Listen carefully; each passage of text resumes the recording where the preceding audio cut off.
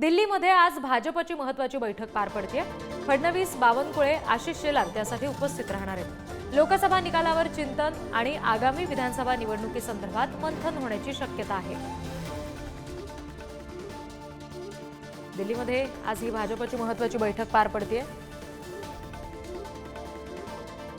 लोकसभेत हवं तसं यश मिळालं नाही, त्यामुळे त्या संदर्भातली खलबतं आणि आगामी विधानसभा कशी जास्तीत जास्त जागांनी जिंकता येईल या संदर्भातली सुद्धा खलबतं या बैठकीत होती।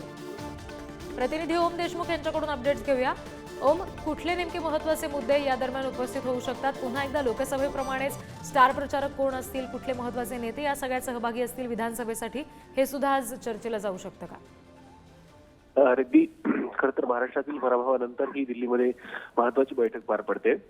महाराष्ट्र भाजपमध्ये निर्माण झालेली अस्वस्थता असेल, देवेंद्र फडणवीसांनी राजीनाम्याची घेतलेली भूमिका आणि संभाव्य निवडणुकीतील रणनीती याबाबत या बैठकीत चर्चा होईल। महत्वाचा मुद्दा म्हणजे महत्वाचे जे काही मुद्दे या निवडणुकीच्या दरम्यान भाजपला या मुद्द्यांना सामोरे जावं लागलं होतं, त्याची या बैठकीमध्ये कारणमीमांसा होऊ शकते। लोकसभा निवडणुकीतील पिछेहाट असेल, माहितीला कमी जागा मिळण्याची कारणं असतील, विधानसभेतील रणनीती आणि संभाव्य जागा वाटप येत्या काही दिवसांमध्ये महाराष्ट्रातल्या मंत्रिमंडळाचा विस्तार देखील होऊ घातला। या सगळ्याच मुद्द्यांची चर्चा आजच्या बैठकीमध्ये होऊ शकते। विशेषत्वानं केंद्रीय गृहमंत्री अमित शहा आणि फडणवीस हे देखील या बैठकीला उपस्थित राहणार आहेत। राज्यामधील संभाव्य नेतृत्व बदलाबाबत देखील या बैठकीत काही चर्चा होऊ शकते, अशी एक शक्यता सध्या व्यक्त केली जाते। ओम, धन्यवाद दिलेल्या माहितीसाठी।